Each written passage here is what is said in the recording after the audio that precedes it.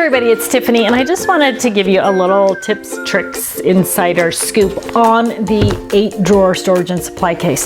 So the 8-drawer storage and supply case, as you probably already know, was designed to hold ink pads, right? So your small teardrops, round squares, they're difficult to store, and that was sort of the motivation for this bag. This is something that I worked with Stephanie Bernard on, particularly to hold her small square ink pads. But what happens when you get your 8-drawer storage and supply case is all of the little drawer pieces come flat, and then you fold them together by inserting the tabs and pushing real hard on the tabs. So I had a question. Someone said, if this is difficult to do, can you give me any advice on it? Really, let me see if I can pull this apart. I probably should have done this first, right, before I started the video, but okay.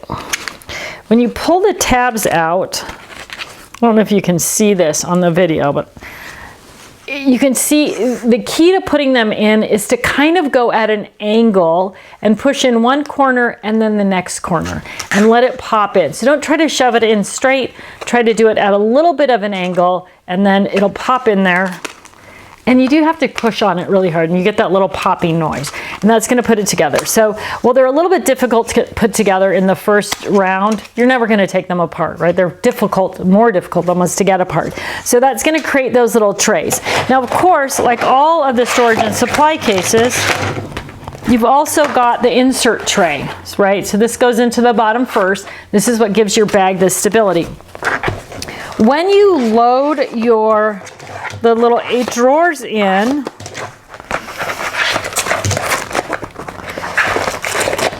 it's almost going to feel like it's full with 7 drawers, and then you've got to shove in that 8th drawer, and then you've got to shove in that 8th drawer. And when you do that, it kind of pops out. It doesn't stay in there. Why is that? Because there's no weight in the drawers. So when you slide in that 8th drawer, empty, just hold your hand on top of it and it'll pop in there. And then you're gonna start stretching that vinyl, right? And now you've got them all in there. It doesn't really matter that they pop around empty because you're not gonna use it empty. You're gonna fill it up with stuff. And once it's full, the weight of the things and the height of the things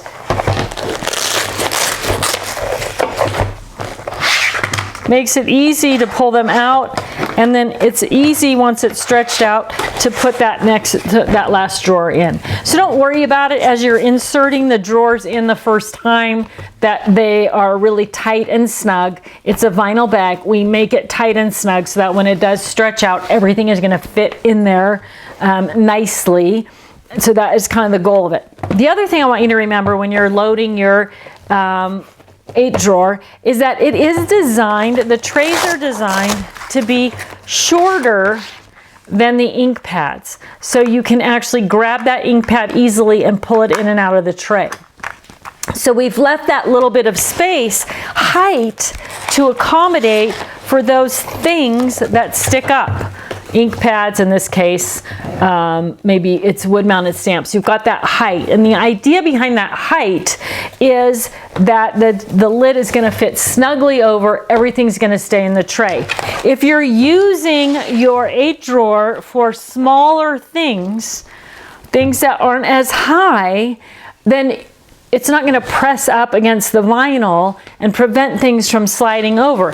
So one of the ways to remedy that, which is a huge bonus for things like this, is to include paper in the back. If you have paint brushes, or if you're using it for tri-blend markers or chameleon markers that you're coloring with, to insert that coloring book in the back, or paint by number book in the back. This one has paint brushes in it, and that pushes the trays up against the vinyl, which is where they're supposed to be, and so things won't move around from tray to tray. So if you're using it as originally intended with the ink pads, not a problem. You've got that height and they are high. If you're using it for smaller, narrower things, just use that back pocket. And when I say the back pocket, I want you to put whatever you're putting back there, whether it's a coloring book, drawing paper, in the back between the tray and the bag, not between the tray and the small drawers, right? So slide it in the back.